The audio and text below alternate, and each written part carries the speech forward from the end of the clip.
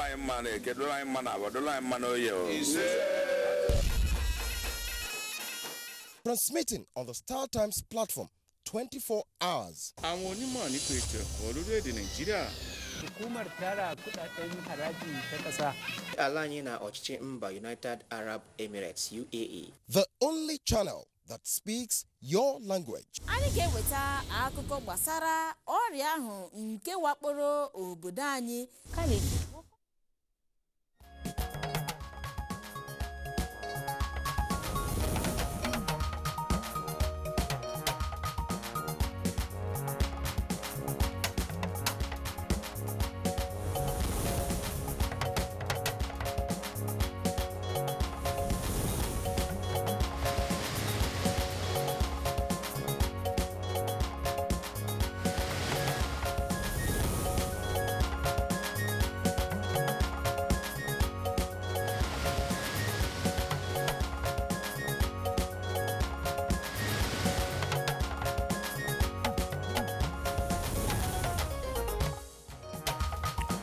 Muslims mark Eid al-Fitr across the nation with calls for unity and tolerance.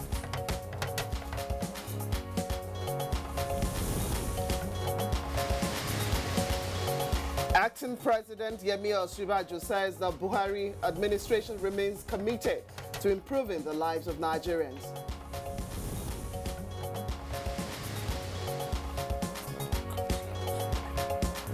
Fire God's house on the Rock Cathedral in Abuja.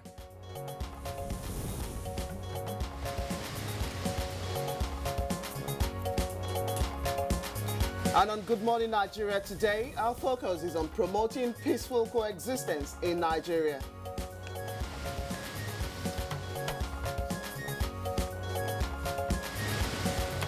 We shall also examine the fight against drug abuse and illicit trafficking in Nigeria.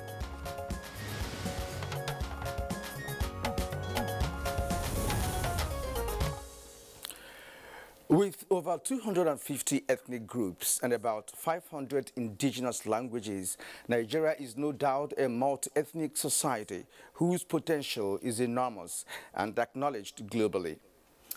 Now, Kieran, this potential is boasted by a huge dynamic population that remains a source of admiration or even envy by many countries of the world, who also crave for the kind of weather, culture, diversity, as well as the rich minerals that Nigeria is blessed with. Now, blessing, but you see, the Nigerian in me regrets to admit that despite these unquestionable human and natural resource endowments, the nation has not lived up to the expectations of its citizens due to many reasons such as the bad leadership, corruption, impunity, strife, and lack of adherence to the rule of law, among others. Yes, Kieran, you could also list so many of them. Some of these challenges are wrapped around the lack of peaceful coexistence among Nigerians' diverse populations. The absence of this peaceful coexistence is also said to be a leading cause of the social, religious, as well as the political upheavals in the country. And experts have established that achieving development cannot be possible in an environment where peaceful coexistence is absent. This perhaps explains the quote by great American civil rights activist Martin Luther King Jr., who said, "Darkness cannot drive out darkness. Only light can do that. So in our own circumstance, hate cannot drive out hate. Only love can also do that." Well, yeah, very aptly put. What this means in simple terms is that for Nigeria as a nation or any group to prosper, people must learn to live in peace with one another, despite the differences of faith, political views, ethnic affiliation, economic status, social standards, whatever it is in the society, wherever you find yourself on the side of the divide. That means the need for peace. All right. Now, perhaps there's no time that Nigeria is in dire need for peaceful coexistence than now, when the nation is with many challenges, such as the Boko Haram insurgency, militancy, farmer herdsmen clashes, different forms of crimes, as well as agitations from various sections of the country. So, well, in the spirit of the Eid al-Fitr, we shall discuss the questions of peaceful coexistence in Nigeria, despite our differences, our diversity, which is supposed to be our strength and had been admired as our strength. What exactly do we need to do to make a difference and make life what it's living in Nigeria. Well, to achieve that on Good Morning Nigeria today, we'll be joined by our guests at that appropriate time. Now, the second leg of our program today will be dedicated to highlighting the war against drug abuse and illicit substances in Nigeria as the world marks the International Day Against Drug Abuse and Illicit Trafficking. Data from the National Drug Law Enforcement Agency, NDLEA, shows that the agency in 2016 alone arrested a total of 8,257 suspected drug traffickers, comprising 7,720 males and 537 females. This is lower than the 8,778 arrested in 2015. And a blessing, if you compare about 264,000 kilograms of different drugs seized from traffickers in 2015 to about 904 kilograms seized in 2016, then it appears that there is a cause to smile as the figures are dropping. It's a cherry news, if I must say. Yes. Well, the biggest challenge, however, is the increase in drug use and illicit substances, especially among the young persons, as well as the dangerous connection between illicit drug trade, insurgency, money laundering, political instability, as well as terrorism. Yeah, it's a very worrying combination indeed, and that is why we are focusing on this issue today as we examine what is being done to combat this menace. This is the outlook of our program today. I am Nigerian Umayo, welcoming you to Good Morning Nigeria, coming to you on the Africa's largest TV network, the NTA. Eid Mubarak to our Muslim brothers and sisters all over Nigeria and wherever you may be watching us from across the globe. And I'm blessed in Abu. I join Kiran to say Eid Mubarak as well, and happy holidays for those of you who are having your beautiful holiday at home. We are here at work because you have to see this as well. Now, in the course of the program, we shall bring to you our companion segments, which include the newspaper review, business reports, sports, foreign, as well as entertainment news. Now it's time for the morning news, and here's Larry Balhassan. Well, Eid Mubarak to you. I know you have to be here, but then we still have to wish you well alongside our other brethren of the faith. Yeah, thank you, Blessing, and Kirian, Eid Mubarak to you too. Good morning and welcome to the news. Muslim Ummah in the northern part of the country joined their counterparts worldwide to celebrate Eid al-Fitr to mark the end of the Ramadan fast.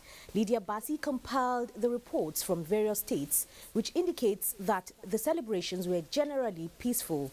Prayers were offered at various Eid grounds, with religious and political leaders calling for continued prayers for the nation, unity and tolerance.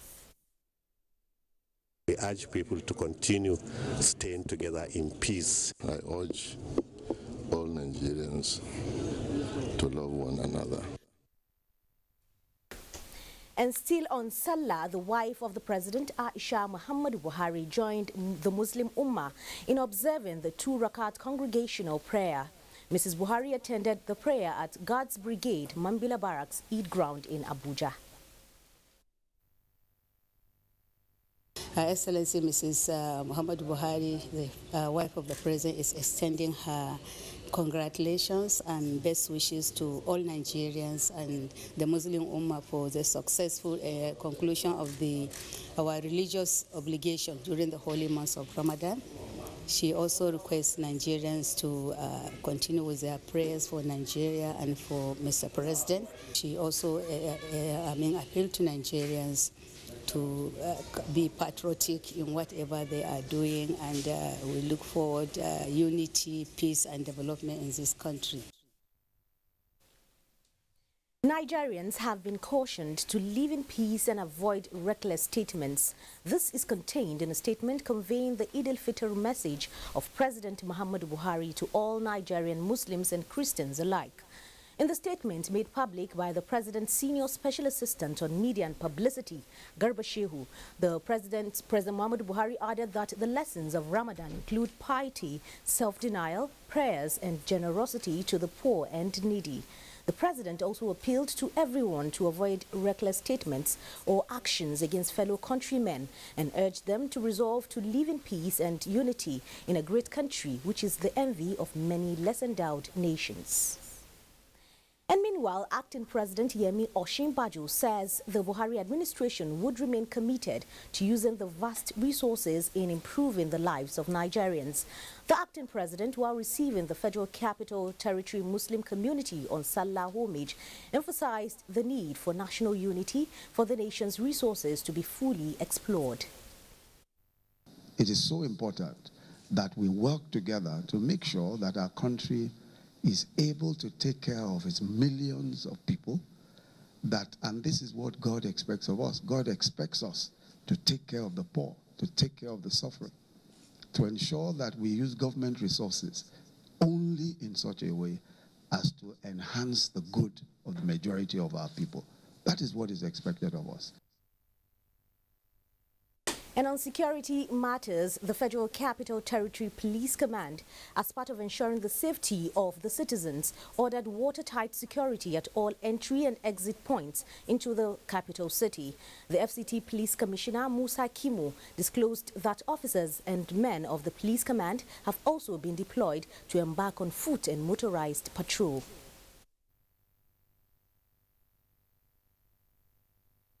We are poised more than ever before to ensure that we rid the FCT of hoodlums. House on the Rock Cathedral along the Abuja Airport Road was Sunday afternoon gutted by fire, putting the integrity of the entire structure to question. Timothy Yusuf reports that no casualty was recorded in the inferno. I got a call at about 10 minutes after 2. Interestingly, I was still in the building. I just left, and then before I got home, I got a call that there was fire in the building. By the grace of God, we were able to contain the fire. Almost every section is affected for now, and that's why we said that nobody should go in there now, because the integrity of the building is not good for now. And the Minister of Foreign Affairs, Geoffrey Onyama, has expressed Nigeria's desire to further strengthen and expand cooperation with Tunisia in economic fields, develop trade exchanges and benefit from the investment opportunities available in the two countries. We face similar economic challenges, and therefore we have identified areas where we feel that the two countries can really achieve real concrete deliverables. Education, health, in the area of infrastructure development, ICT, information and communications technologies, renewable energies. We even talked about the mutual assistance and training of our diplomats. And that's the news for now. Kirian and Blessing will be back after this break. Good morning. If you hear a bomb explosion or gunshots of an active shooter, that might be a terror attack. At such times, always remember 3 action words: run, hide, report. Don't try to run towards the terror scene to save the situation, because there might be a second bomb blast or another attack. Run far away and take cover. Make sure you are safe first. Yes, it is in our nature to sympathize over the hurt, but remember, only trained personnel can help in such situations. When in a secured environment, promptly call relevant authorities and help will come. For anonymous reporting, call 09630-3250-5 or 0813-2222-106. If you see something, say something. Nigeria unite against terrorism. This message is brought to you by the Federal Ministry of Information and Culture. Here's your order. I think this is not exactly what we ordered. I ordered a Coca-Cola Zero. No problem. I can give you 0 calories, 0 sugar, and a great Coca-Cola taste. Here's the Coca-Cola Zero you ordered. Do it again. You still look like you need a Coca-Cola. Why don't you sneak inside your bag? Wherever you feel, together be real, together enjoy.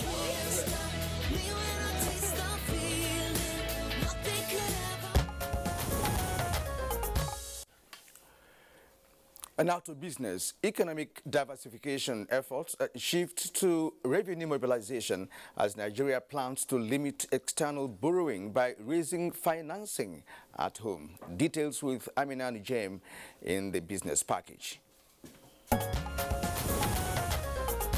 Compliments of the season and good morning.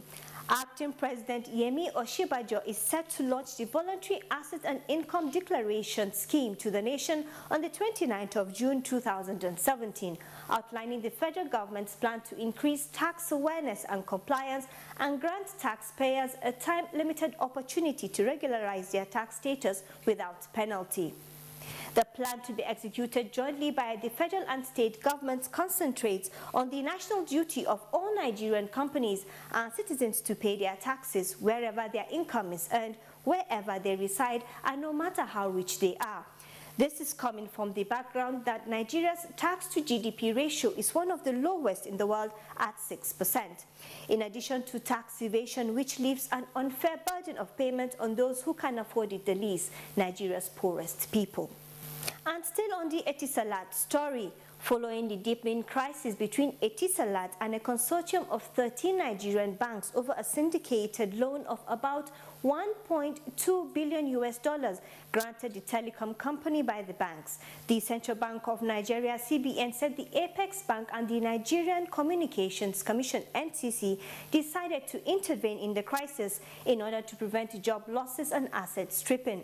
Confirming the intervention of the two regulators in the loan dispute, spokesman Isaac Akorafo said although it should ordinarily not be the role of the regulator to decide how individual bad loans are resolved, the CBN believes that Etisalat is a systematically important telecommunications company with over 20 million subscribers that, if not well handled, may have negative implications for the banking system itself. And finally, the equities market closed Friday the 23rd of June on a negative note, thus extending the losing streak as the OSHA index of the Nigerian Stock Exchange depreciated by 2.45% to close at 32,122 basis points.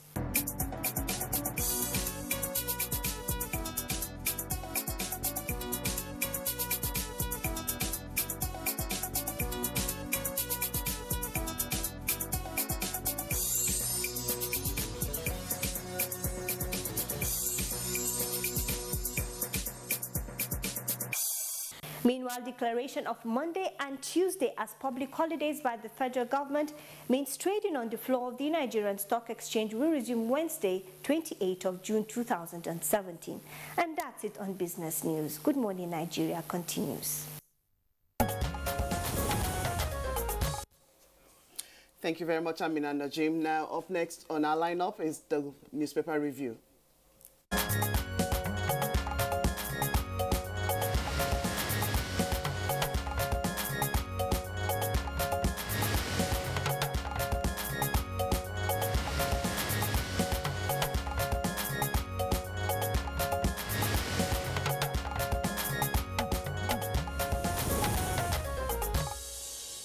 And our newspaper reviewer, Bayo Altayebe, is already here in the studio. You're welcome to Good Morning Nigeria, Bayo. We're glad you're here, even though they're public holiday, to be part of the show. All right. I'm sure you are enjoying your Eid al-Kabir mood. Good morning, blessing. Good morning. Good Eid morning, Mubarak to you, Bayo. And Eid Mubarak, happy Salah resting day to all our brothers and sisters across the nation. Okay. Kirian, you want to... All right. Daily Trust now. Let's go to Daily Trust. And below the nameplate, mixed feelings as Customs commences first e-auction. Well, e-auction. And then the headline, Osinbajo, Buhari will complete his tenure. And you could see the photograph there. That's it's Durbar, Emir Zazau, and Sheikh Idris during the Hawal Salah Durbar in Zaria yesterday. Beautiful and colorful picture there. But below that, we have elite responsible for agitations, says the House of Reps. That's on page 3. And then 106 district heads take part in Zaria Salah Durbar on page 6 of a Daily Trust, as well as Naira stabilizes at 365 to a dollar. That's on page 22 of Daily Trust. Okay, to the New Telegraph now we go. Just above the nameplate, we have $600 million debt. 34 fuel tank farms owners risk bankruptcy. There is a rider to that. Lenders move to take over collateral. That story starts right there but continues on page 2. Leading for the New Telegraph is the story of Osinbajo to Nigerians. Buhari needs your prayers. Says president has a lot to offer the country. And there is a rider. Buhari speaks from London 48 days after traveling. The details you find on page 2. And you have the photograph or photographs representing activities marking the Eid al-Fitr across the nation. Article governors call for peace and unity. You'll find the details on pages 7 and 10. 2019, PDP, APC, chieftains seek alternative platforms. With a rider, delayed Supreme Court judgment paralyzes activities in the PDP. That's what you find on page 4. Okay, still on Salah messages, we have the that's on front page of the leadership. Eid al-Fitr in audio message, President Muhammadu Buhari thanks Nigerians for consistent prayers, warns against reckless statements. We will do everything to sustain Nigeria's unity. This is coming from Acting President Yemi Osinbajo. And President's speedy recovery, Nigeria's greatest Salah gift. It's coming from Cross River State Governor Ben Ayadi. APC urges Nigerians to pray for peace and unity. Bayo. Yes, blessed, thank you. Yesterday's Eid al-Fitr celebration marked the festival of breaking of the fast. What it marks is the end of the 9th lunar month and the month of Ramadan. President Muhammadu Buhari has sent his greetings to Nigerians, and he enjoined all to abide by the lessons of Ramadan, which he says are piety, self-denial, prayer, and generosity to the poor and the needy. And as all Nigerians, we should all abide by these at all times. He says he preached peace and unity and warned against reckless statements capable of causing disaffection in the country. In the statement by Garba Shehu, the senior special assistant to the president urged Nigerians to live in unity and in peace. The voice message of the president has also been generating some reactions. Some papers are reporting it as an address. Some say it's a message. Actually, it was an interview clip. The discretion of an international reporter, the BBC reporter, interviewed the president, and the intention, according to the news agency of report, was to clarify the falsity in the social media that the president has lost his voice and he's suffering from some speech impairment. And therefore, the reporter interviewed him in Hausa. It was aired on BBC Hausa, and that is being reported. However, there have been some reactions saying that the president cannot address the nation in Hausa. It was not a national address. It was an interview. And I can recall, Blessing, when I had a responsibility of regulating broadcasting, we had instances to invite these international reporters, and we tell them, when there is crisis, don't harp on casualty figures. They didn't understand. They thought we were trying to gag them and stop them from reporting. Until we proved to them that when you report that they have killed 100, in reprisal in the other parts of the country, they are going to kill more than 100. Therefore, your report has become accessory into increasing the crisis. So this reporter who got an exclusive interview ought to have done an interview in Hausa and English for the BBC English service and the Hausa service as well. But again, I don't blame him. He wants to be the first to get the exclusive for his from medium. the president, yes. And I blame also our media handlers. They tend to give prominence to foreign journalists than our own Nigerian journalists. If our Nigerian media had access, this misinterpretation and confusion would certainly will not have arisen. This has been the case for a while now. Yes. It's not just in this particular circumstance, but in other circumstances. We'll take, for instance, when during the real fight for against insurgency, right? Discover that all the foreign media are giving a priority in terms of having access to those who have to make comments on those things. So you just raised a very pertinent point there. Now I have two more newspapers here, and the next is Independent, Daily Independent, and just below the name flag, ACF to FG, that's the Arewa Consultative Forum, to federal government, deal with merchants of hate speech. With the rider, why Arewa youths have not been arrested. That's according to the Voice of Nigeria's DG. Why Arewa youths have not been arrested. Okay, now, on the right, you could see that of the Malaya issue. Dead people signed my recall, and I'd like Bayo to comment on this. That's on page 5. And then we have Evans kidnapped kingpins, was arrested for robbery in 2006 on page 11. Then Southern leaders to the APC governors. That's also as part of headlines today on Daily Independent. And just besides that, we have Nigeria's unity not negotiable. Oshibajo insists praise for Buhari's quick recovery. And then below the photograph, we have Sultan tells government to probe sources of healthmen's weapons. That's a very critical one there. And this day, so that Bayo can come in after this, okay. Presidency releases Buhari's recorded message to Nigerians, as we have read in some of the national dailies. That's this time around on this day. And our administration will unite Nigerians, says Oshibajo. That's right there. And then on the left side of the newspaper, 300 lawyers jostle for 10 positions at Federal High Court. And of course, that's all about it here on This Day newspapers. Okay, quickly before Bayo comes in, some other stories on the front page of the New Telegraph. Just below the nameplate, you have this stories. DSS at the Department of State Services nabs Boko Haram commander and 20 other fighters. You find the details on page 8. Wike, as the governor of Rivers State, I dissolved cabinet to rejig machinery of government. That story you find on page 34. Abducted students, we had sad Salah without our parents, without our children. This is coming from the parents now, but you find the details on page 9. Bank robbery, mom got me out of police nets. This is coming from kidnapper kingpin Evans. All the details on page 8 as well.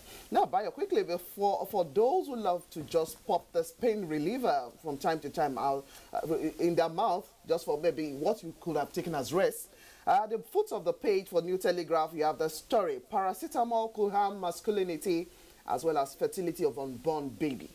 That story, find on page 31. Yes, in fact, to collaborate that story, there was a time a drug was said, some of this pain reliever was said that it stays in the body for as long as about 3 months and it can harm. And therefore, abusing them excessively can be very harmful to the human body. But still returning to what the message of the acting president, Professor Yemi Oshibajo has said that the Buhari-led administration will do everything possible to sustain the unity among citizens. He said this while receiving the Saleh delegation led by the Minister of the FCT, Alhaji Bello, Mohammed Bello. He said, the acting president said, our unity is not negotiable. Gains of unity include love towards one another, integrity, and enjoying the endowments of the nations and gaining the respect of other nations globally. He said, your ethnicity does not matter. Unity is so important. For us, we must work together to make sure that our country is able to care for the millions we govern. We are praying every day. We know the Lord God Almighty, who we serve, will bring our president back in good health. And he added, he will serve this nation and complete the period in good health. And our country will be better for it. Right. Now, talking about the story about Senator Dino Melai, he has already put paid and falsity to the list of those that has been compiled. And added to that, it is reported in some papers that it has already gone to court to stop the process, to stop INEC from the process of recall. Other issues related to Salah message is wife of the president, Haji Aisha Buhari. He has thanked Nigerians for their prayers for her husband. She also says that after observing Eid prayers in Abuja, she enjoined all to imbibe the spirit of love, compassion, and a sense of patriotism. She says this will foster national cohesion, and he thanks Nigerians for praying for the good health of her husband and for praying for the nation. Governors across the nation have also joined in facilitating with Nigerians. Nearly all of them have called for national integration and love. The other outstanding message is from the Sultan of Sokoto, Alhaji Saad Abubakar III, and that was the story, Kirian, you read earlier on. He says, we Nigerians need to persevere on the lessons of Ramadan, which include patience, perseverance, and brotherliness. He specifically urged the federal government to probe the sources of weapons used by headsmen that are attacking Nigerian communities all over. He says those are not headmen because people who carry guns are criminals, and he enjoined government to investigate and arrest such criminals and treat them as such. That'll be the best, Bayo. Thank you very much. We hope to see you again tomorrow. That's all we can take from the paper review this morning. Cherry News, rice to now sell for 13,500. This comes from the Federal Minister of Agric and Development. Oh, it's coming down. In the next one. At least those are Cherry News. Thank you very much, Bayo. So we'll see you again tomorrow. Tomorrow will be another day. It's Good Morning Nigeria. We'll take a break, and when we return, we'll set the tone for the first part of our discussion this morning, taking a look at promoting peaceful coexistence in Nigeria. The Future Assured project of the wife of the president, Aisha Muhammad Buhari, is carrying out free medical screening and distribution of food items at various IDP camps while ensuring the economic empowerment of women through training and skill acquisition. In recognition of her efforts, wives of governors have lent their voices and support. In Kogi State, we feel the impact of Future Assured, especially in women and children. The Future Assured program of Mrs. Aisha Muhammad Buhari, the wife of the president, has been very assuring and still reassuring in Sokoto State. It has impacted positively in the areas of humanity, especially women and children. Supports the Future Assured initiative.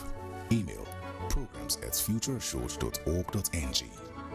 Future Assured, promoting and protecting the lives of Nigerian women and children. Introducing the new 5 Alive Pulpy Orange. Where is the pulp? The pulp. Where is the pulp?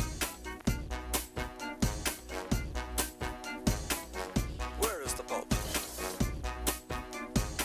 Taste the goodness of real orange pulp in every gulp. Where is the pulp? The new 5 Alive Pulpy Orange, now in your neighborhood. Where is the pulp?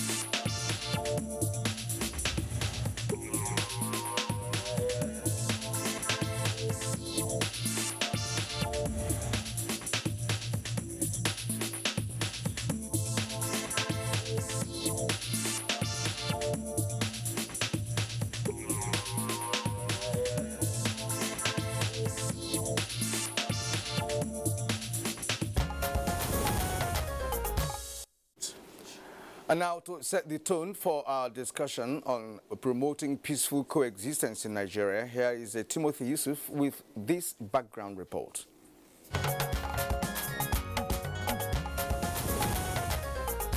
Nigeria, Africa's most populous country, is a nation whose endowments continue to marvel the world.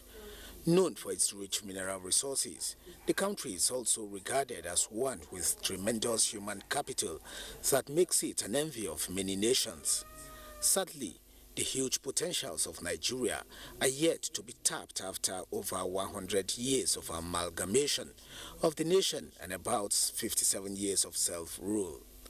Experts have thrown up many theories that account for the lack of progress in the nation, which include absence of good leadership, corruption, selfishness, ethnicity, insecurity, religious disharmony, and general lack of peaceful coexistence.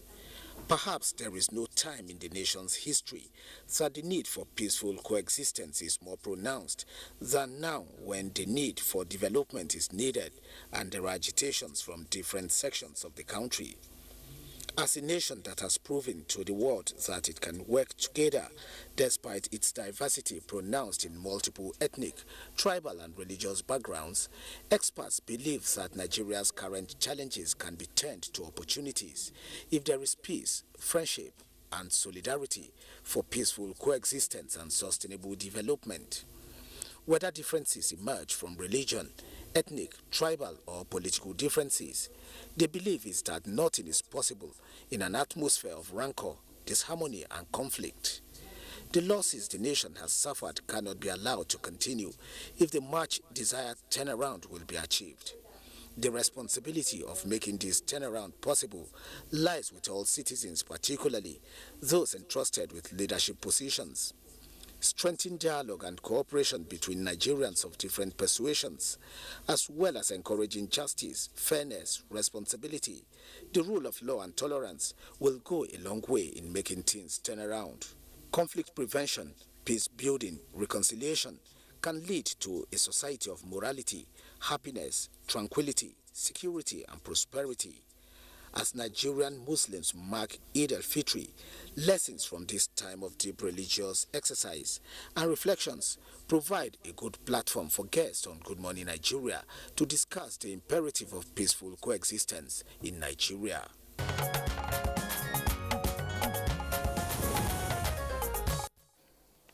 Thank you very much, Timothy Yusuf. Well captured in that background report, but we'll do more with our discussion right away. Now, joining us to discuss the subject of peaceful coexistence in Nigeria, I would like to introduce at this point the Catholic Archbishop of Abuja, His Eminence John Cardinal Onayekon. Cardinal Onayekon, welcome to the program. Good morning. Good morning, Nigerians. Also joining us is the Imam Nuru Muhammad Khalid of the Legislative Juma Mosque Apo here in Abuja as well.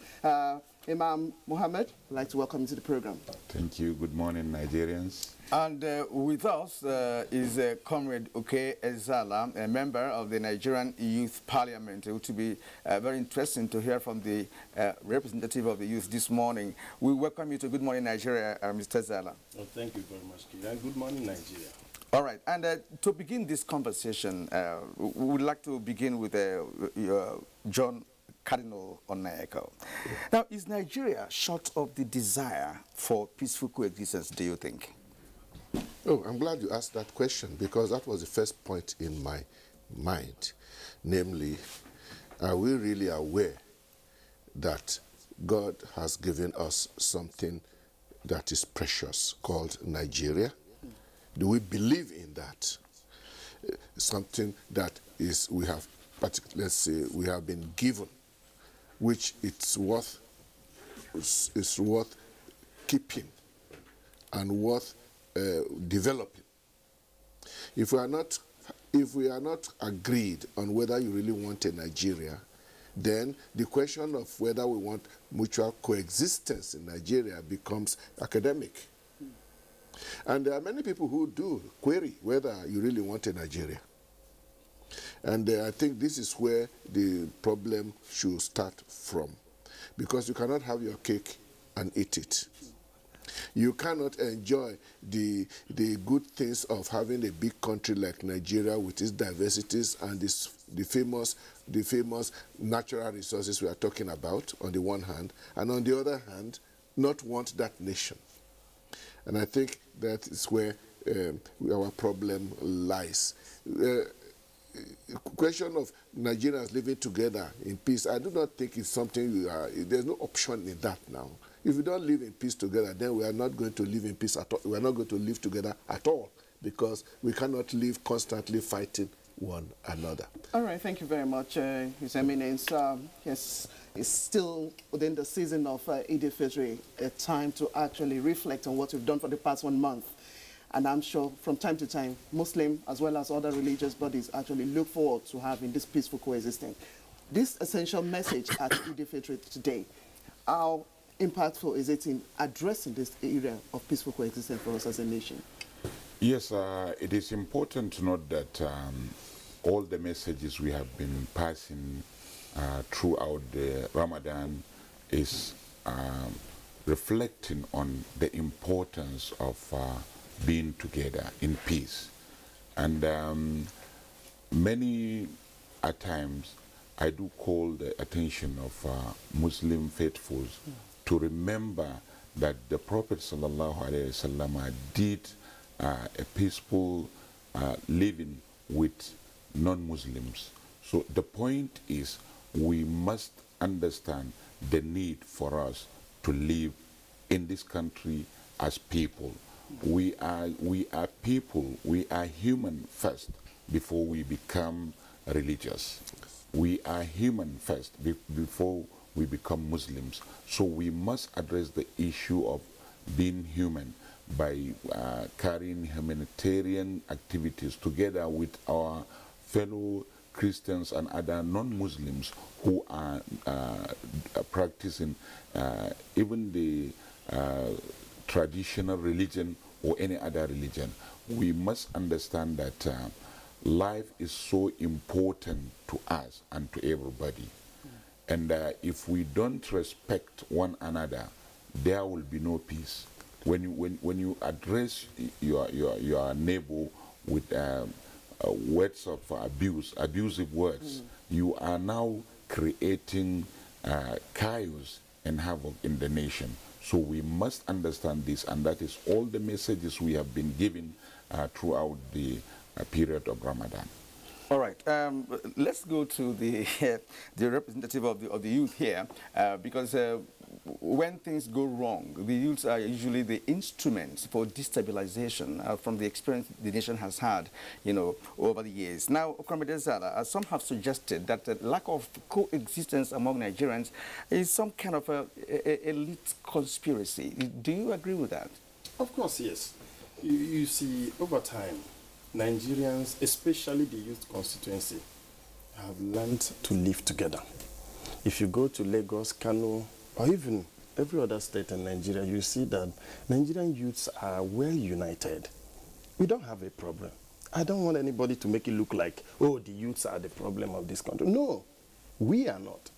We're only trying to dance on the music set by the elders. And that's when whenever you notice any chance of conflict or anything going on in the country, you must trace it. You will surely see the hand of one elite or another. So I tell you, if the Nigerian elites can come together and decide, okay, these are our children, we want to bring them up in the path of national unity, I tell you, Nigeria will be better for it, and there won't be conflict anymore. Well, Comrade Ezela, while as a young person, it's good we express our feelings.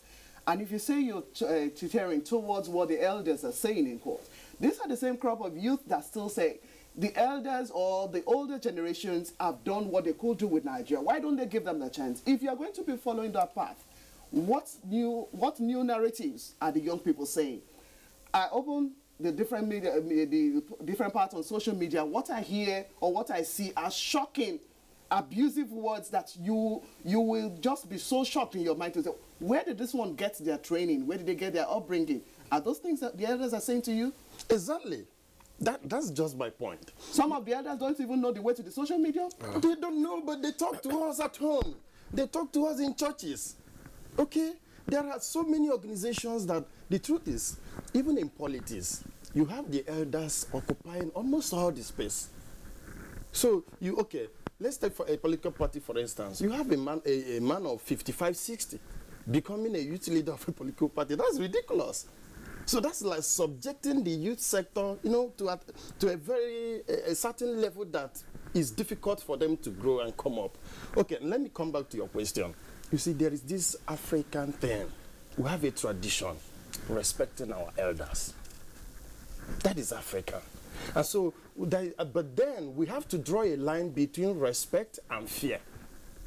Because we respect our elders, that is why we are bound to do what we see our elders doing.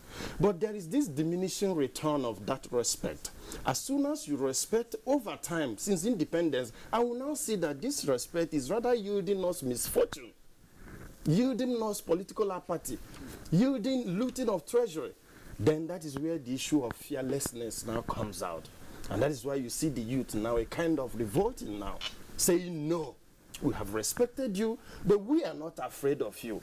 So we've got to stand and tell you the truth, which is you have tried your best, you are our parents, you have done all you could do for us, but then can we just take our destiny in our own hands? I think that's just what the youths are saying this time. Okay, yeah, I think he's made a very valid point there, because the elite, set the pace and the youths follow. And the youths are usually more creative, By the time they become negatively creative, then it does affect the entire system. That is why what you see on social media is baffling and very scary, I'd like to bring us back to the issue of religion now. You know why? Because every youth or every citizen of this country belongs to one religion or the other. We also learned that these religions are meant to reshape our characters, reshape our thinking. Now, because there are 10 churches, there are 10 mosques and all of that, and even if it's Buddhism or Judaism or traditional religion, all these religions preach peace. Now, it depends on the adherents of these religions. Now, let me come back to your eminence, on ECHO.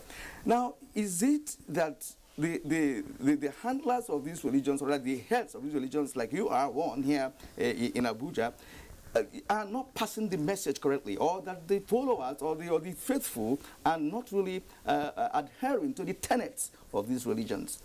The question you're asking is a multi-million naira question. I will come to it. I won't avoid it. But I want to talk to my brother or my son. Come right there. Is Allah. The situation we are now in Nigeria, I think, should not be seen as if it is the youth against we old people. Yeah, because as an elder, because at the age of 73, by any standard, I'm an old man. I've seen it all, from 1966 until today.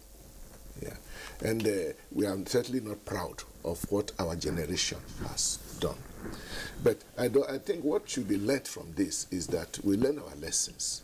The youth obviously need the lessons of the experience of the old. Even if all you learn is a negative lesson about how things should not be done, that is still a lesson from the elders. By the way, don't forget that those who started this experiment called Nigeria, in terms of leadership, were almost all young people, your age.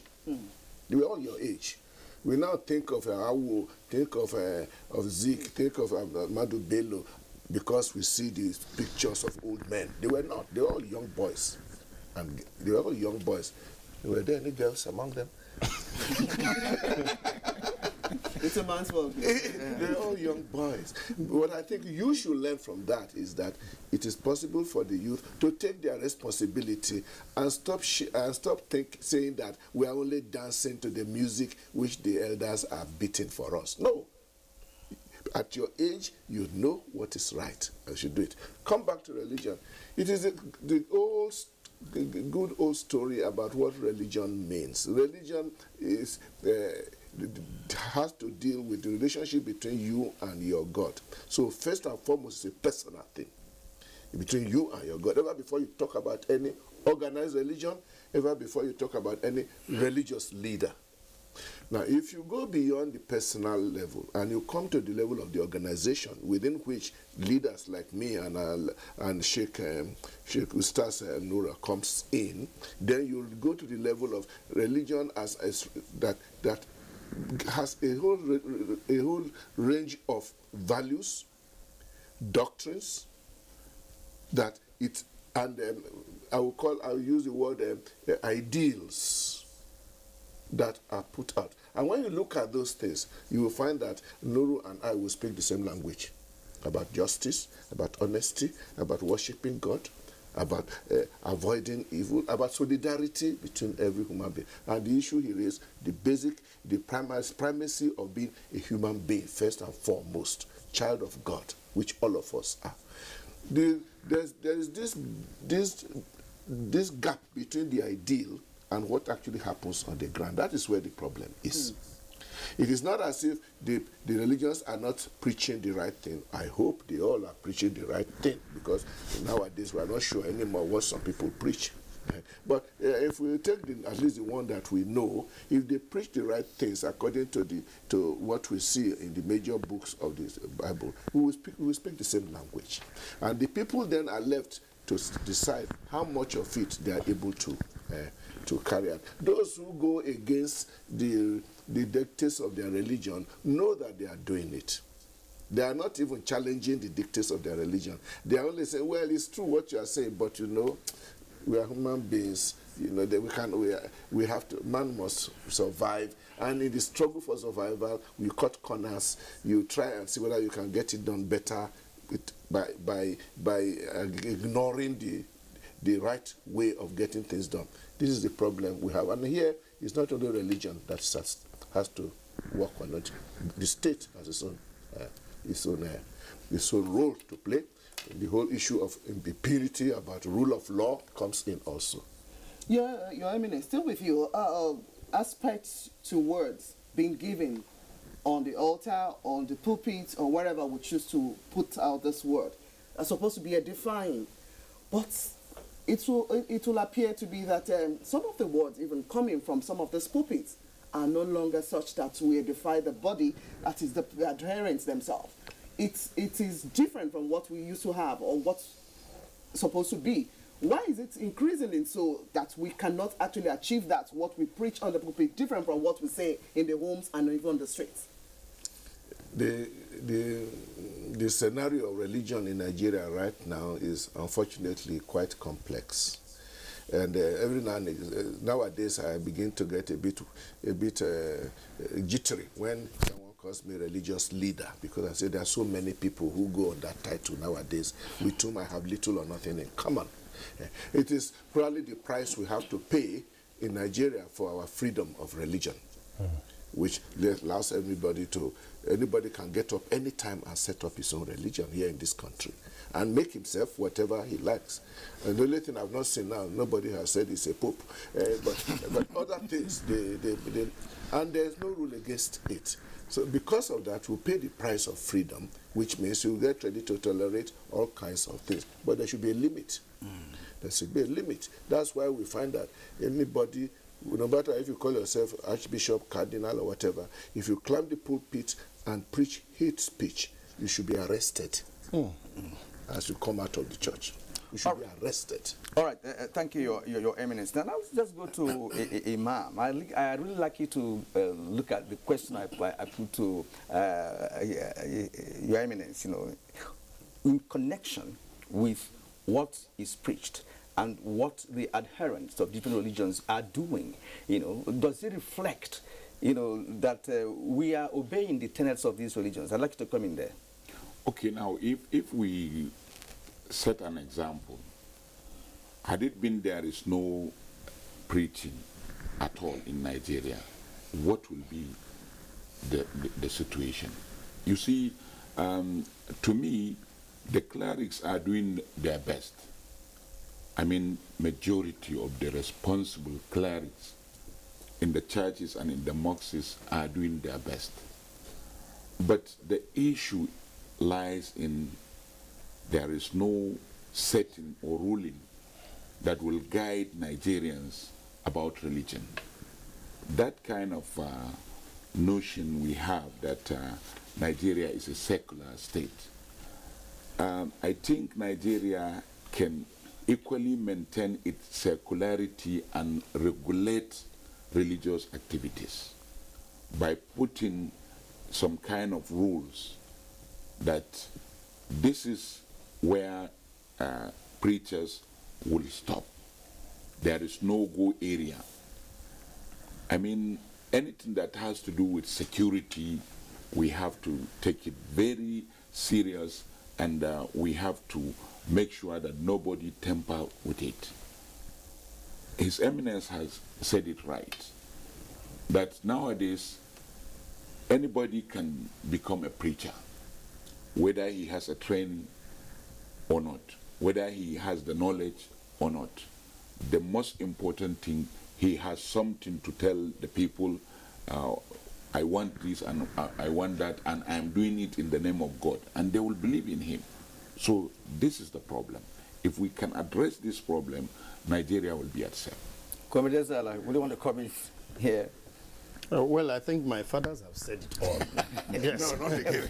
And, because we don't know the youth perspective of religion. Many youths in Nigeria attend churches and mosques and what have you, yet they're part of many of them are religious leaders. My reverend fathers, many of them are youth, so don't forget. Yes, yes. Like I said before, you see, the youth constituency in Nigeria, they are more of enterprising people. When you come to a business environment or even a work environment and you find Nigerian youths, you see that they are not emphasizing religion, they are not emphasizing tribe, they are not emphasizing some of these sentiments. You see them talking about survival. That is just the problem of an average Nigerian youth. He wants to survive. He wants to compete with his peers across the globe. So, but when you now dig deep into their religious commitment, you find out that they are again doing the part of their parents. When you see one Okechukwu in the East, ask him. He's a Christian today because he was born a Christian.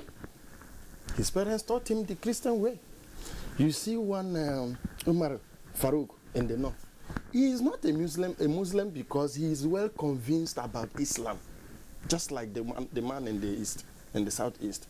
He's Umar Farouk because that's the name the father gave him. And he was brought up to know Islam. So you see that, again, I go back to what I said earlier. It still boils down to the template set by our parents. Because this is Africa. If this were to be American, environment or anything, Western world, because that is where, as a child, from even 15 to 18 years, you already have a mind of your own. Not so in Africa. And we know that's just the simple truth, and we have to accept it. So some youth might not be agreeing with you on that platform this morning, because even from the womb, at least as a woman, I know it is said that you could speak to your fetus, as in the baby in your womb. So if you have that power, that willpower, that change, I'm sure that you could actually take on what is right. The religious body say, why are you a spirit being who knows what is right and what is wrong? At the different points of your life, the different stages you see, why would you know that if you go to touch fire, it's going to burn you? Definitely the instinct will be there and all of that. Well, what we're going to be doing to actually promoting this peaceful existence is what we're going to. Now I'm going to read a creed, which every one of us know from time to time. I pledge to Nigeria, my country, to be faithful, loyal, and honest, to serve Nigeria with all my strength, to defend our unity. That unity is what is being threatened today, and that unity is what we're looking at to protecting today. This diversity is our strength. Imam, how do we begin to promote this? This is what is tearing us apart, this integration. What do we do? First of all, we have to understand that religion is meant for development, to develop personal spirit and to develop the society. If we understand that and we agree to be Nigerians, then we need to promote that unity. Without unity, we wouldn't be here. I wouldn't be sitting next to you or next to my friend. It is important to also agree that the Almighty has a plan for us. He does not make any mistake by creating Nigeria, by shaping us, bringing Igbo close to Hausa, Yoruba close to Igbo, Yoruba close to Hausa, Hausa close to Tib and whatever language. God has not made any mistake. Therefore, we have to believe in that destiny, which both the religions teach, that it is designed by God to be in this area or that area. Therefore, if we accept that and agree that our development is not moving because we are fighting one another, the money supposed to be for developing our side is now to counter terrorism. It's eating our economy, it's eating our development, it's destroying the nation. Then why can't we now reflect back ponder and now think about promoting unity. Let's start preaching unity, and that is what we have been doing with His Eminence always. All right, His Eminence, let's take a look at what recently Archbishop Emeritus of Lagos, Anthony Cardinal, also made a position known recently at his 81st birthday. He said, I'm going to quote that, said, the scar of war remains. To avoid going to war is not cowardice. It is to have the courage to subdue our ego and negotiate. To go to war when we could and ought to have avoided it, it is not courageous but reckless. In the context of this, is Nigerians' challenge about coming together a serious one to surmount? The statement of my senior brother is very true. What I want to put there is that it is much easier to beat the drums of war than it is to make peace. But making peace is by far the most noble thing to do. That is why the few young men in the Arewa who made that statement, it's very easy to do that. But to actually get people together is a much more tedious task, but a task that must be done. Apparently this particular session, maybe with the exception of my son here, since I am now an old man, the session of my son here, the focus is on religion. I just want to make it clear that unfortunately, every time we are talking of unity in Nigeria, people seem to say that one of the major problems is our religion. Unfortunately, this is an error because it is built on a wrong understanding of religion. Built on this wrong understanding of religion. But we who are within religion, we have to take note and recognize the fact that for many people, we are the problem. How do we get over this? But try all we can to, in the way we preach the religion, to make sure that it is preached with a sense of the unity of the nation. And the religion that I practice, my Catholic faith, there is everything in it to make me live in peace with my Muslim brother, because I see we have common grounds. I believe, and I certainly believe strongly, that we are one God, which is the biggest of all our dogmas, that there is God, one God and not many. So His God and my God, we are the same. If we are able to convince ourselves about this, then religion is no longer a cause of disunity. It can actually be the strongest gum for the unity of our nation. And our Constitution says very clearly, one nation under God. All right, thank you, Your Eminence, John Cardinal Oneko, and of course, Imam Nuru, where you've made a valid point, on this very topic. Now, let's look at other aspects of this discussion with respect to ethnicity. Religion, yes, but of course, we've been talking about peace, coexistence for the past 50 years of our existence or more. And now, does ethnicity play a role here? Because as Blessing did point out earlier on, what we get on social media, reflects some level of ethnic bias and what have you. And I'd like Imam to come in here. And are we going to have a platform for dialogue that can enable Nigerians sit back and say, look, we've come a long way, but we've not gotten it right? Because if after over 50 years we are still talking about peaceful coexistence, people are still using religion to prove whatever is their belief, right? That means we really need to do our job well. What are we supposed to do in this connection, Imam? Well, we have to first of all face the reality. The reality is we are not doing the right thing as a nation. If I go to one section of the country, I will consider myself as a foreigner, as not part of that place. When someone comes to me, I will take him as a foreigner, not as a Nigerian. We must address one issue, the issue of indigenship in Nigeria. Is very important. When someone serves the nation to the level of PAMSEC now, he is a director, he is due for promotion to PAMSEC. Now we'll start asking from what part of the nation is he from? Yeah, and this is ridiculous. unfortunate it has. It's very unfortunate. He served the nation. He served Nigeria. And now he is due for promotion. You are asking what part of the country has he come from. He will lose that position if his quota is filled. So you can see we must address the issue of indigenship. Let's promote national ID card instead of indigenship. 2, when we talk about our languages, when someone is working in the federal level and he is now speaking his local language in the office, you know, he is promoting a kind of chaos in the country. That is why when you appoint somebody at the higher level and he is a minister or what, look at his entourage, you will see them all from one part, from his own area.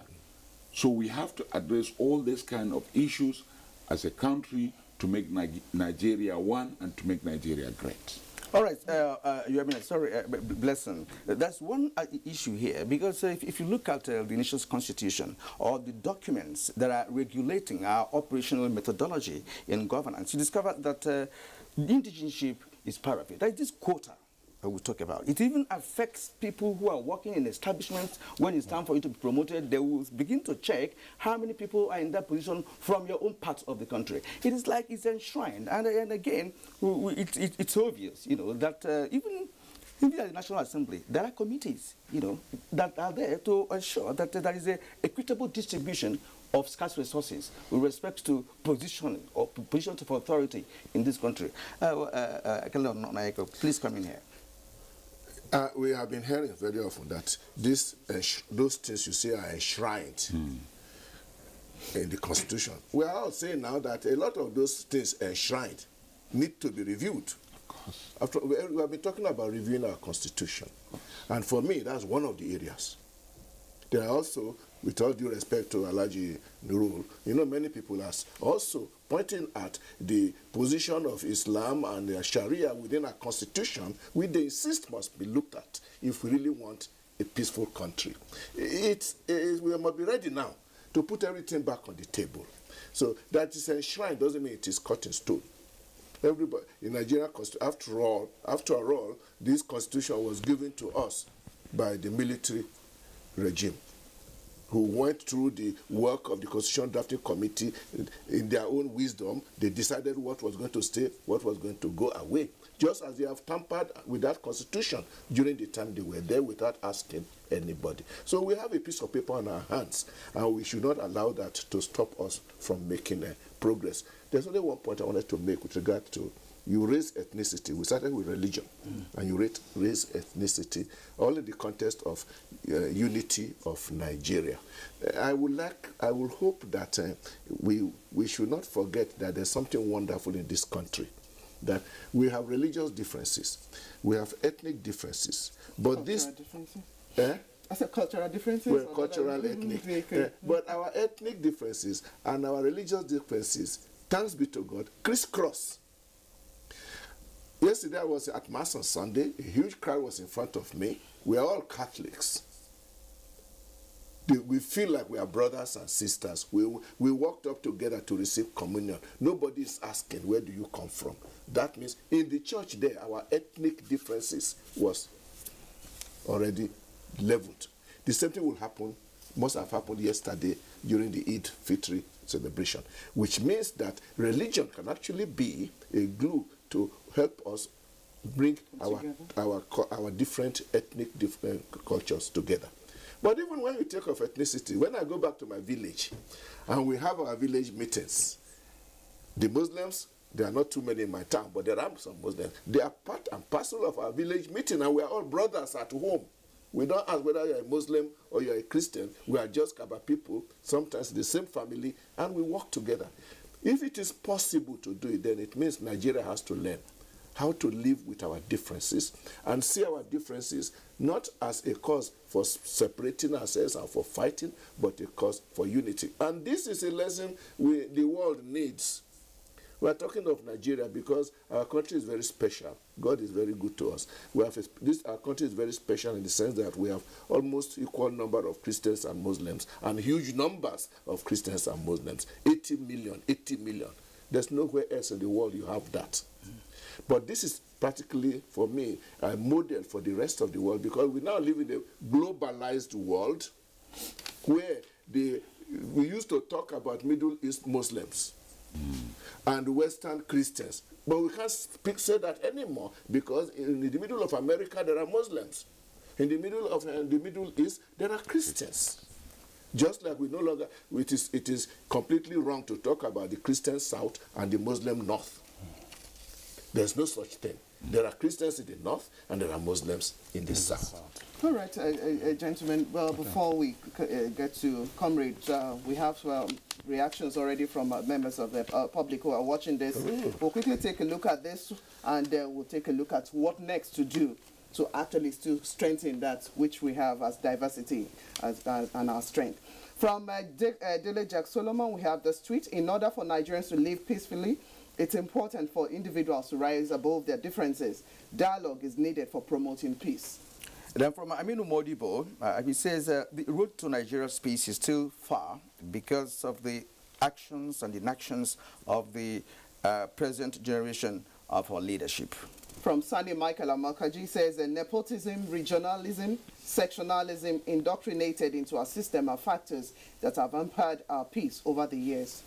And from Dele Jackson Solomon once again, benevolent moderators, guidance and counseling should be employed in conflict prevention, management, resolution and transformation in Nigeria. Comrade Tomori Abdul says peace has no alternative. Just as Chris Manuel says, before we talk of peace, coexistence, let's first talk of equal justice, equal freedom, equal rights, shun lies, and apologize if you are wrong. Law Alpha C has this tweet: the lessons of Ramadan, like other Christian celebrations, should transcend utterances made by their adherents.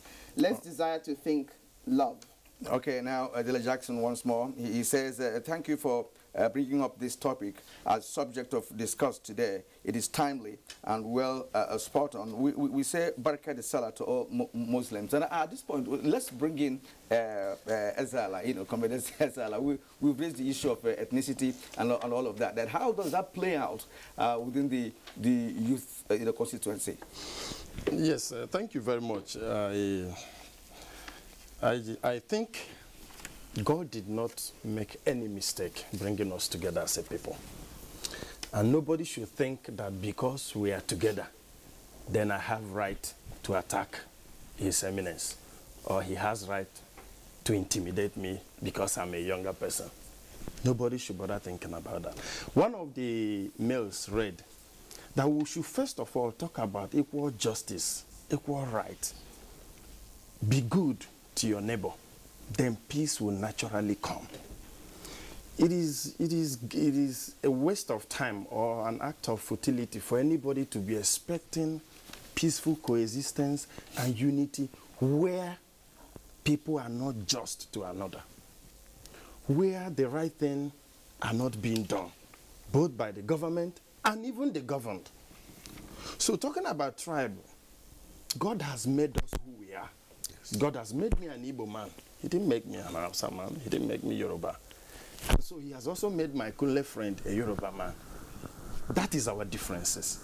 It is now our duty to go beyond, leverage on that, and now tell ourselves, how do we cohabit without having to infringe on each other's right? That is where the equal rights and equal justice comes in. So who are those people to be doing this? Because everyone seems that we must do. Thank you. Everybody. The government must see that to be done. And the government should also stand up and speak out. You see, it is a crime for right-thinking people to keep quiet in the face of injustice. People should stand up for their right. Stand up, speak up. Why Western world seem to be thriving in all this, good life is because even the citizenry herself are standing up to the challenge of governance. They don't just leave it for the government. And then the tribe, I want to say something about what His Eminence quickly, said because we must get to about closing constitutional thoughts now. Yes. provision. You see, the quota system in our laws, to me, are fine, fantastic, piece of legislation.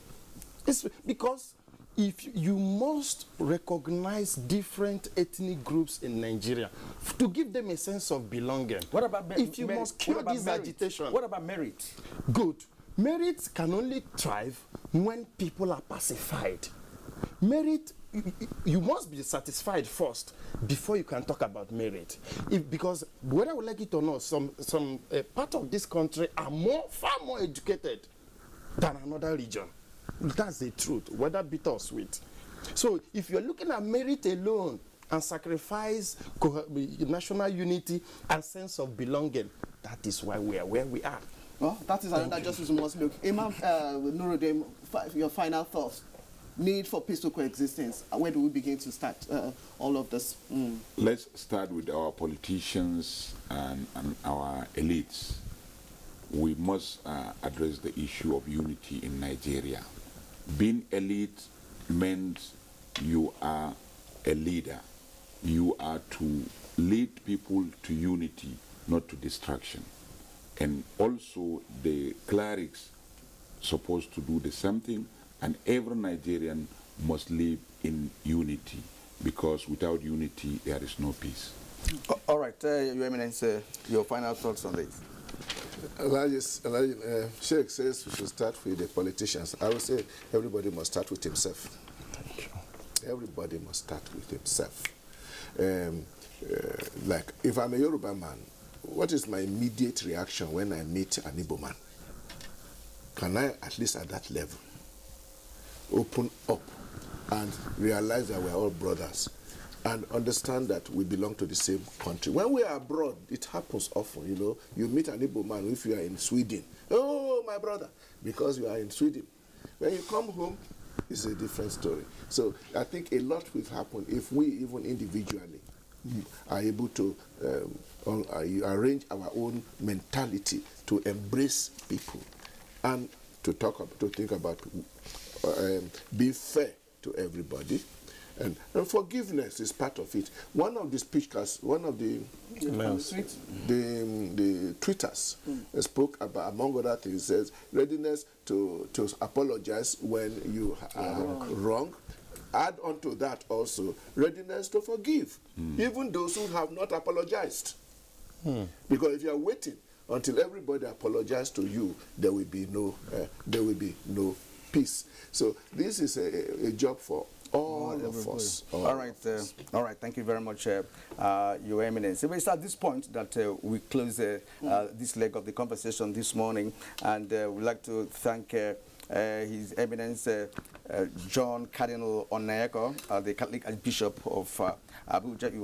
Thank you very much for being part of this conversation. Thank you, and may God grant peace to our nation. And of course, also Comrade Oke Ezala, of the Youth Parliament. Thank you for coming from the youth perspective. Thank you very much, and may God give us peace. Also, we'd like to thank Imam Nur Muhammad, Khalid of the Legislative Juma Mosque, Abuja. We appreciate your time and insights into this discussion this morning. Also say Eid Mubarak. Thank you very much. Thank you very much. Eid Mubarak. All right. We'll go on the break now. When we return, it will be time to take a look at the second conversation, which is on the illicit drug use, as we celebrate World Drug Day.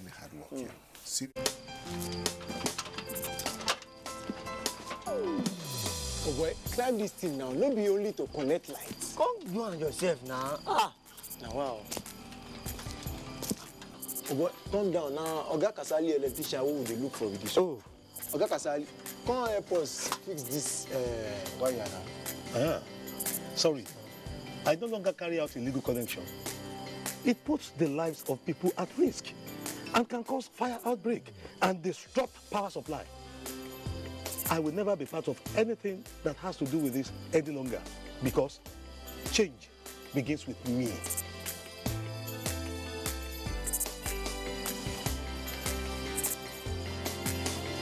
Oh boy, wetin him talk make sense.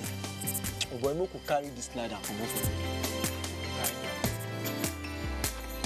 This message is brought to you by the National Orientation Agency in conjunction with the Federal Ministry of Information and Culture. Admission forms for the 2017-2018 academic session of NTA Television College JAWS into its diploma programs are now on sale. The diploma programs are in film and TV production, broadcast journalism, and TV engineering technology. Applicants are required to have at least 5 credits, including English language and mathematics at SSC, NECO, or GCO levels in not more than 1 sitting. Application forms can be obtained from the TV College Refi JAWS or at any NTA zonal centers nationwide on payment of a no-refundable fee of 7,500 naira in bank draft in favor of NTA Television College. Completed application forms should be returned to the Office of the Academic Secretary, NTA Television College, or the Center of Purchase on or before 28th of July 2017. For further inquiries, please call 0806 980 9807 or 0703 660 7155. NTA Television College, training you to be the best you can be.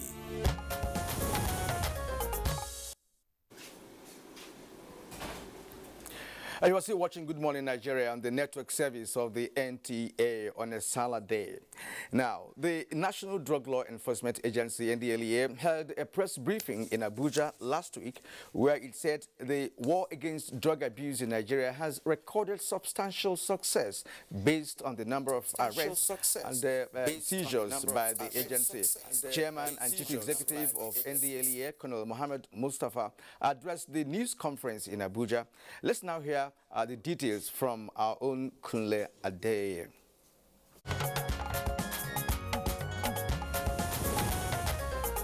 The indulgence in drug abuse and illicit trafficking has undoubtedly inflicted indelible pains on the people, with the society not spared of this menace. The NDLEA says strict compliance with strategies by its operatives has been the turning point in the fight against drug abuse in the country, emphasizing that the daunting task requires an all-inclusive approach. The agency arrested a total of 8,257 suspected drug traffickers. Of this number, 7,720 were male and 533 were female.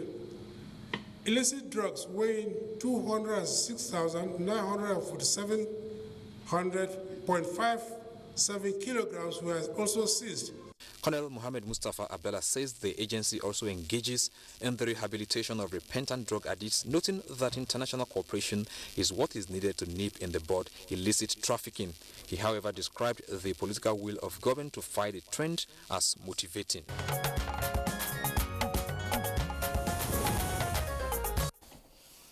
Thank you very much, Kunle Adeye. Now, our guests are joining us from Lagos studio. We'd like to introduce the Director General of the National Drug Law Enforcement Agency, Mrs. Rolly Bode George. Thank you for joining us, Mrs. Bode George. Nigeria. Thank you for having me on. Lagos studio is Glenn Pritchard, the representative of the United Nations Office for Drug and Crime. Welcome to Good Morning Nigeria, Mr. Pritchard. I'm happy to be here.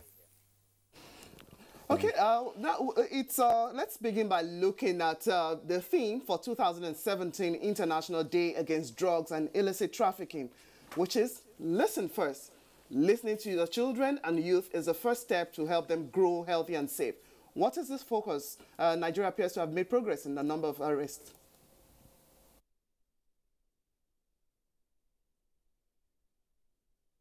Yes, thank you. Yes, you know that the theme Listen First is actually a theme that has carried on from last year because global policymakers have realized that the importance of the need to listen to our children who are the most vulnerable to substance abuse.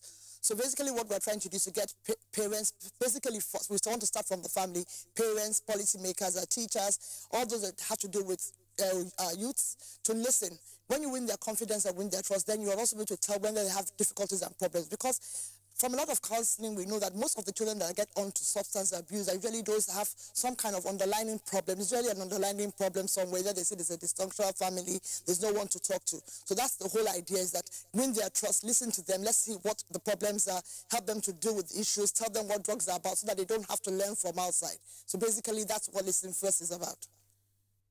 Let Mr. Pritchard come in here too on the issue of the theme for this year, which is listen first. Mr. Pritchard, how does this go down, you know, to send any message across to the dealers? Yeah, this message is actually targeted at the general population rather than at dealers. It's looking at preventative measures. There's a strong influence that if you invest in prevention, it saves a lot of money down the track. It's thought that for every dollar you invest in a prevention program, you'll save $15 in relation to health issues, law enforcement issues down the track. So this is the theme of it, that, as my colleague rightly pointed out, there's a lot of underlying reasons why people first use drugs and why it becomes problematic drug use. And that's what the theme is, making us stop and look at those particular issues in a preventative way rather than looking at the issue after it becomes a real issue for society. So it's talking about, potential dealers, but because the youths need to listen to their parents to know the truth about drugs. Blessing, let's take this discussion further. To the growing number of drug users across the country, particularly among the women folk. I would like to ask the Director General of NDLEA to come into this, come in and take on this particular question. How is it? There's a growing number of drug users according to reports. A number of drug users, but you know, the truth of the matter is that we've always been quiet about this thing. We've always put it under the carpet. I know that it's in the north especially. We find out that there's a lot of abuse of substances that are even actually legal, because people always talk about hard drugs related to narcotic substances. But a lot of substances that are legal, like codeine, belladine with codeine, going to the pit, latrine, and all that. All those things are things that substances that actually harm the body and cause addiction and dependence. But in the north, it's more pronounced, and it's terrible because the culture is such that you cannot actually get to the people. But what we're trying to do, and one of the things we must say, the Northern Women's Governors' Rights Forum has put up an initiative where they can reach these women folks and help them with this problem, because most times people don't even know where to go for help. So part of the thing we're trying to do is create awareness, sensitization, do a lot of advocacy, and use community-based organizations and NGOs to reach this target audience, because we have different vulnerable groups. We have the youths, we have a lot of the women folks who have now become very dependent. But the truth is that we need to start to develop initiatives that are targeted to the different vulnerable groups, because it's not just the women as well. Also, we also have those who are like sexual workers who also have their own issues as well. So they were targeting different things for the different vulnerable groups to make sure that there's no exclusion in this area of getting drug treatment for people who are dependent on drugs. Still with you, DG, drug trafficking, illicit use of drugs and different areas of illicit substances being found in the country now is taking another dimension. Of course, it used to just be a social and criminal problem, but now there is a major threat about health concerns, especially in areas of security as well, and health. How is this new challenge being tackled from the office, and other support you're getting? Well, first of all, it's good that Nigerians know that we're on the third master plan. We do have a master plan, and what does the master plan say? It's actually all 35 departments, ministries, departments, and agencies of government that have to do with that are relevant to this issue, coming together to have a holistic approach to tackling the issue of drugs. So this approach now, we have 4 pillars. We have the law enforcement pillar, which deals with trying to get our drug barons to stop them from trafficking in these things and bringing the substance in. Then we have the drug demand reduction pillar, which is to help people who are dependent or who are struggling with dependency to get treatment. And then we have the narcotic access and control, and this is for those who need palliative care, because we can't say because there's a drug problem, then people who have cancer or having backache, elderly people will not have access to these control medicines. So and then we have the monitoring M&E, which we call monitoring and evaluation pillar. So this is the new plan, and what we have done is, look, instead of having different ministries doing this, let's have a holistic approach to the problem. So we all come together, we work out, we have different activities under the master plan, and based on that we now have interventions. For example, I'll give you in the area of Ministry of of Health. Ministry of Health now has 11 centers, and they're now doing research in these 11 centers to target people who have health-related issues to deal with that come out as a result of this drug dependency. We have NACA, the Agency for HIV and AIDS. They also now have a toolkit that target people that are dependent on drugs, but also with HIV area, so that people that also have HIV/AIDS can also be treated along with their dependence on drugs. So there are different aspects. Then we have the Unplug, which is Ministry of Health, which anchors that. And Ministry of Health, what they're trying to do is that, okay, we want to target our children at the age of 14. It's an evidence-based program that has been identified by the United Nations as being scientific, and will help get our children off, create an awareness and make sure that they don't get dependent on drugs. Then we have the NDLA aspect where they do the counseling, and we have advocacy, and then we have road safety. So it's a holistic approach, but it's in the master plan. You can access the master plan on our website, and also you can, the soft copies. You can go to any of the ministries, the 35 ministries, departments and agencies of government. You can access the master plan, which has activities that are running. We're halfway through the master plan, and we're actually going through a midterm evaluation around in a few weeks. But it's a holistic approach. We're taking it from different aspects: law enforcement, access and control, drug demand reduction, and we're monitoring all this to see what is working and what is not working. Whatever is working, we continue. Whatever is not working, we go back to the table. For example, we had a meeting 2 weeks ago to look at the things that were working and what was not working. So it's a holistic approach by government. Still with you, DG. The NDLA also complained of inadequate manpower and equipment to actually contain the huge drug market. Let's how are you addressing this issue of manpower to actually check out some of these areas that you have constraints? It's very unfortunate. NDLA has under 5,000 staff, and we're supposed to operate in 774 local governments, and we have 170 million Nigerians. And I ask you, how in God's name are we going to be able to do that with such limited staff? But I want to thank Mr. President, who gave us approval to recruit 15,000. But as I speak with you, we've not recruited one because we don't have the funds to recruit. It's one thing to get the approval. It's another thing to get the funds to back off these approvals. So we're still waiting for these approvals. And unfortunately, we were constrained by equipment, and we're constrained by not just the equipment, and also the funds. I remember somebody asking a drug dealer, oh, you're prosecuting cases, but I asked, you don't know how much it costs us to even prosecute one case, or to carry that case to the appeal court, and from them the appeal court to the Supreme Court, because drug barons have money, and so they can go the extra mile. And in case of logistics, we need the cars, because obviously you need you do undercover work. Sometimes you have to go with Okada, sometimes we dress up like crazy people on the street just to get intelligence. So this requires money. And to get intelligence is not cheap. Everywhere in the world, there's always a vote for intelligence, but it is just so minimal.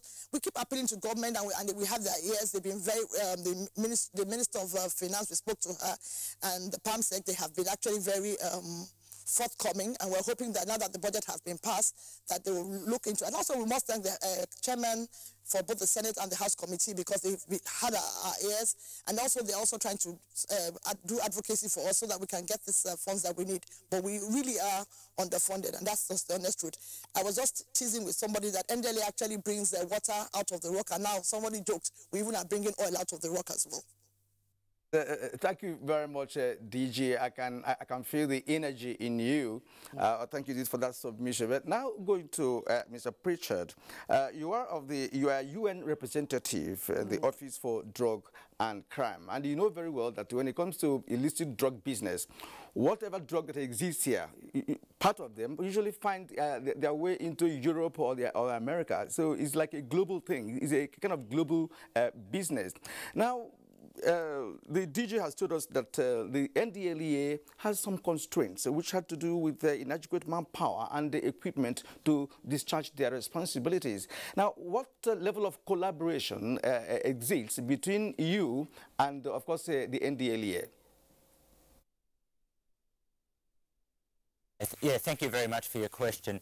The UNODC is implementing a project that is fully funded by the European Union. The project started in 2013 and runs until the end of 2019, and that's in line with the National Drug Control Master Plan.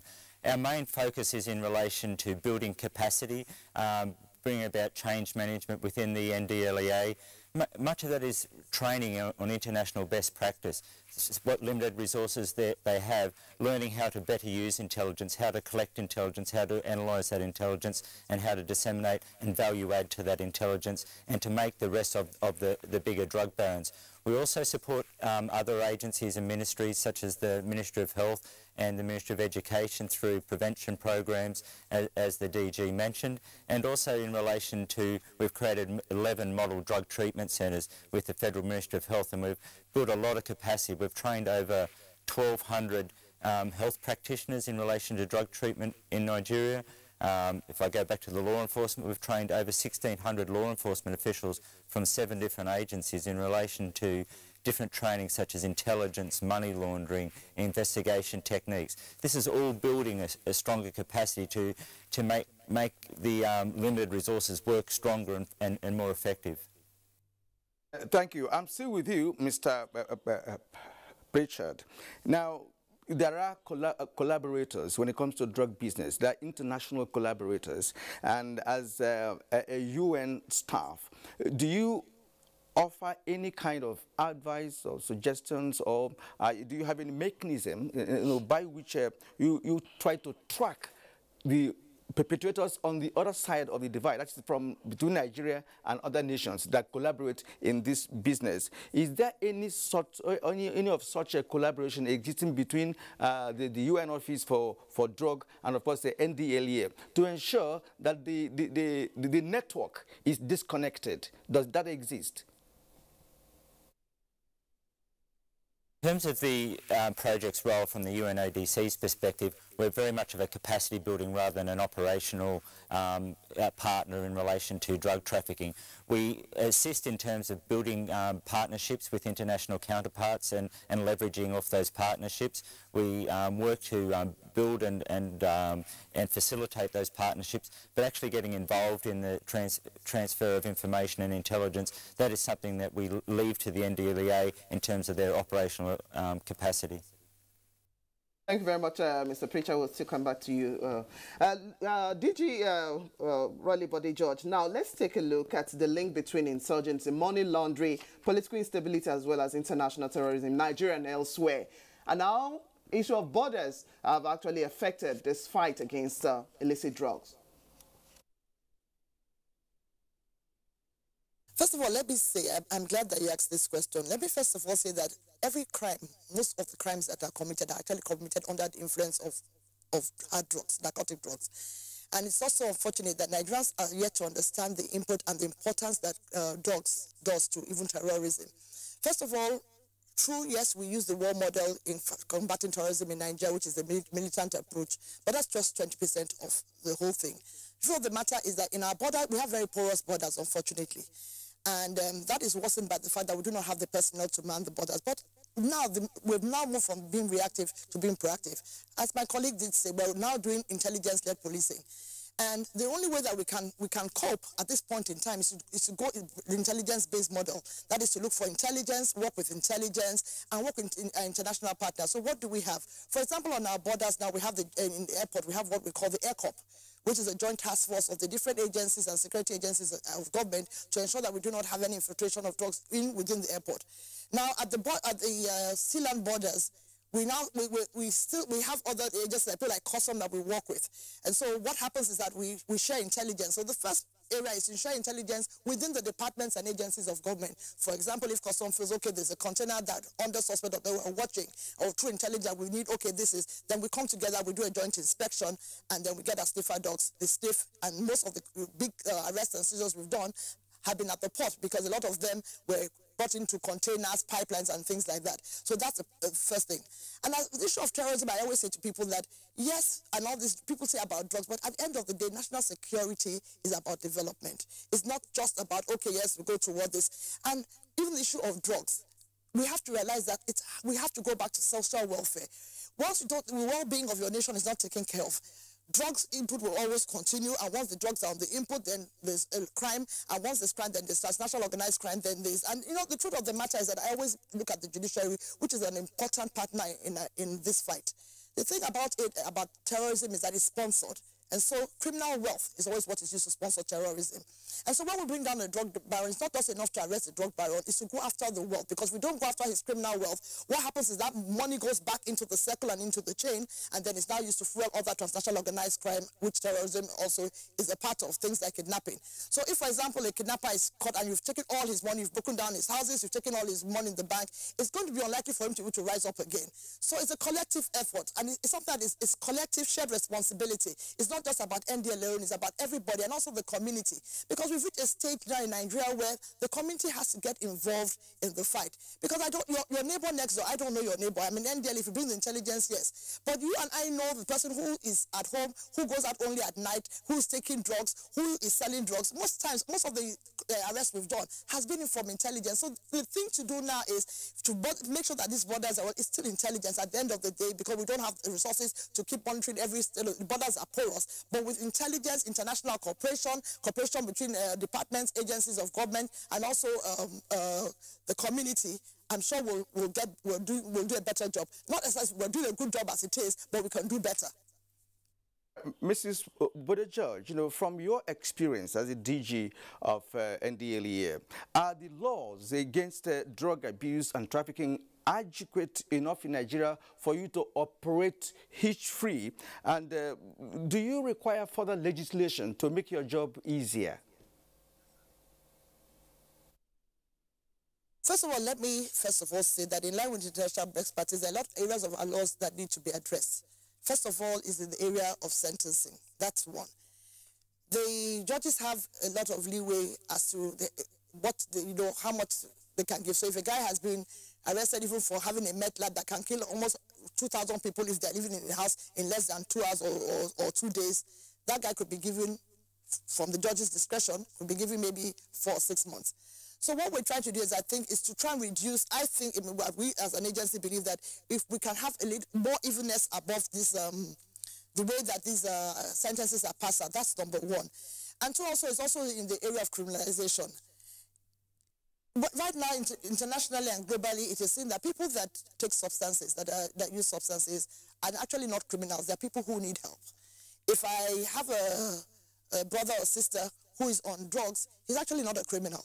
What basically is someone who is sick, who has like blood pressure or you have diabetes. So I think that's an aspect of the law that needs to also be addressed, so that we also, and let me first of all say that NDLEA does not criminalize people that use drugs. We do not criminalize. We actually criminalize those that carry and sell. But the truth of the matter is that the law, people always look at it and say, maybe because this is what NDLEA does, it's not what they do, but maybe if that is addressed in a different light, or that law is looked into, maybe it would help. And also, I think also, there's also this area where there are a lot of areas that need to be addressed in areas of cooperation, or like, for example, let me give you a typical example. Lately, there was trade facilitation, talk about trade facilitation. But I agree, we need to facilitate trade to bring in income for the country. But the truth of the matter is that, what is trade facilitation if there's no security? And I say we cannot put the cart before the horse. So at the end of the day, these are little things that the law is there, but it needs to be fine-tuned. And in all fairness to the National Assembly, I really want to thank the members of the House and the Senate Committee on Drugs, because they've actually listened to us, and we're all waiting for they've had a public hearing, and we're hoping that will go to the next step.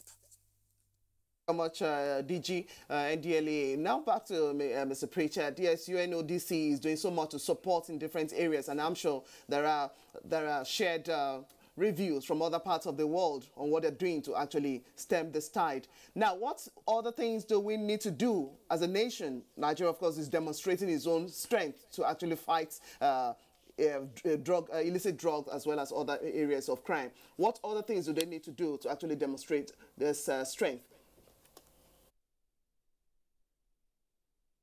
I think it comes back to some of the points that the DG rightly made in terms of being evidence-based. We first of all have to understand the nature of the issue. Up until now, Nigeria doesn't have a full perspective of what the drug use issue in Nigeria is. What are the harms that come from drugs? The project has supported a national drug use survey earlier this year and late last year, the results of which will be out later this year. This will, for the first time, give Nigeria a national perspective, state by state, of the prevalence of drug use in this country, and that will inform policymakers in relation to how better to deal with these issues. But in terms of doing things better, Nigeria's on a very good pathway. The project's been able to support, they've been very responsive to the support that we've been able to bring in terms of international best practices, intelligence-led policing. It was only a few years ago that if a drug arrest was made and they'd say found 1 kilogram of cocaine, that was the end of the drug investigation. Now NDLA operatives understand that's the start of the investigation. That intelligence will lead to a bigger investigation. Who supplied that drug? Who is it getting supplied to? Who is funding it? All of these issues are now very much important and very much a part of the operating model of the NDLEA. So there's still some work to be done in terms of getting proper systems in place. And once this comes back to some funding issues, but with the support that the project's given through the European Union and the UNODC, we believe that they're on a good pathway. All right, now back to the DG. Madam, for the final question for you this morning, let's look at the issue of drug demand reduction and your efforts towards rehabilitation of those who are already neck deep into drug usage. What have you been doing with respect to rehabilitation? My colleague did say, I told you that it's a collective, it is a collective responsibility now. First of all, the NDLA does have counseling centers all over the Federation where you can get, if it's, but let me first of all say that addiction dependency is at different stages. If you're at the stage where you're not sick, if you're at the stage where it's, we have what we call the assist, which is the WHO assessment of a person when you come into rehab. So if you come into any of our offices, we'll do the assessment. If it's above 27, it means that they're actually not a candidate for counseling. So we refer you to any of the treatment centers, and we have 11 across the country, like my colleague did say. But if then it's something that has to do with counseling that can be done with counseling, then we take you in based on the assessment. And so we have different ways of dealing. We do advocacy, which we do in schools, which we do across the country. Then now NDLA, we now introduce something, and we're actually the first in Africa to use social media to try and sensitize people on the problems of drugs, and you can get online counseling as well. So we have a Twitter handle for NDLA, and also we now have online counseling. It's not, because of the funding, it's not as vibrant as it should be, but now you can call 24/7. We have a 24/7 counseling line where if you need counseling, not just for those who are dependent on drugs, but also for those who care alongside, because most of the time, people who are dependent on drugs, it's actually their carers that actually are worse off, and these actually need help because emotionally they're also distraught. So we have that counseling line. Also, we have we're also on Twitter. And we try to put information out on Twitter so that people ask, which is so funny when we get questions, and really mostly from the youth. They argue with us, oh, cannabis is not harmful, it's not this, so we now have to give them evidence-based facts that cannabis can actually damage the brain over a period of time. If you're med, it will make your bones brittle. After a while, you lose all your teeth and things like that. So we use social media, we use actual one-to-one counseling, we do advocacy, we do sensitization, we work with other agencies and departments of government to do that. And now we're actually we now have these pamphlets that we do, signs and symptoms, which we're trying to give to parents and people who don't even know if their children are dependent on drugs. So we tell them, these are the symptoms to look for, maybe not going to school, being mood swings, things like that. So these are the things we now tell parents. So these are the things that NDLA is doing. And also we have other agencies like NACA, we have ND, which I must talk about because that's the National Directorate for Employment. Most times when people are dependent on drugs, and which is one thing I would love to see on drug days, that when people are dependent on drugs, for example in school, they test you for the drugs and they fling you out. Kofi Annan once said, and I want to quote him, he said that it is true that drug causes harmful effects, but wrong drug policies have harmed people even much more. And so we need to be careful about the policies that we actually initiate or that we put out. For example, if a child is dependent on drug, take him out from school. His test said, put him in rehab. Once he's been put back from rehab, put him back into the school, because if you throw him out of school, for heaven's sake, he's just going to get into more drugs. And how does he continue life? The essence of putting somebody in rehab or treating the person is not to ruin his life, it's to make the life of the person better. So we're not trying to change people and think there's got to be a new way, a new approach to dealing with people who are dependent on drugs. So form of rehabilitation, and what we're now encouraging is that yes, test people, and so the NDA, what it does is social integration. When you come out, or maybe you've been out of school over a period of time and you can't get back in, what we go to NDA and then teach you skills. And lately they taught a lot of people hairdressing, makeup, computer trading, how to repair computers and mobile phones. And it's actually it's not, if they're better funded, I'm sure they'll do a better job. But they trained a lot of people last year, and kudos to them, because a lot of those people, even though they couldn't get back into school, and a lot of people say that they are miscreants on the street, but nobody really is a miscreant. They are just an outcome of the experiences that you've had. And what we need to do is to do more social integration to make sure that we get a lot more people off. And when people see by example what you're doing, it's usually better to people actually come and say, okay, yes, my friend has been helped. I also need help. So basically, I think that is the right way to go. I think we need to change our policies when it comes to dealing with drug-dependent persons. We need to help them.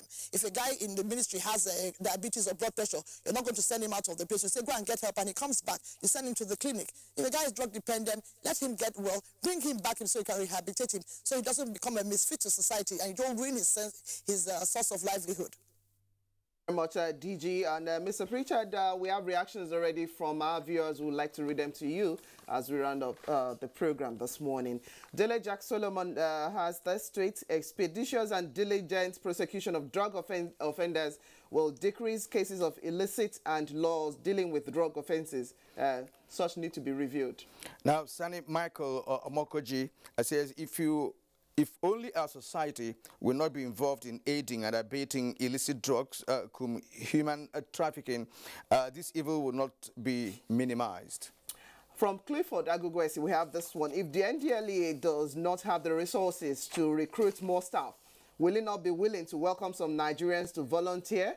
And he continues, there is a need to target drug handlers and ensure that they have requisite knowledge. Also from Clifford, there is a need to target drug handlers. That's what I just read. Okay, and then moving forward, we have Michael Omakaju once more, and he says most of these drugs are imported into Nigeria by some so-called business mogul. How do they beat our security at the borders? Clifford again has this one. The fight is not going to be easy, as evidence has shown that law enforcement agents are involved in this drug abuse.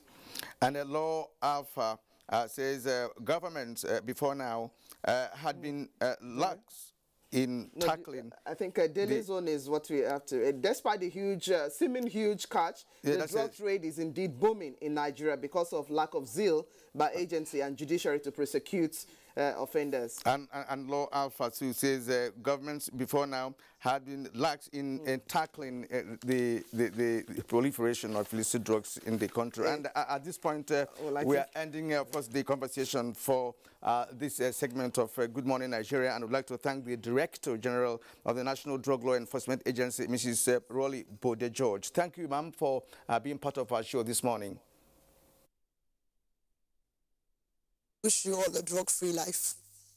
And also Mr. Glenn Pritchard, the representative of the United Nations Office for Drug and Crime. Thank you for sharing your experience with us.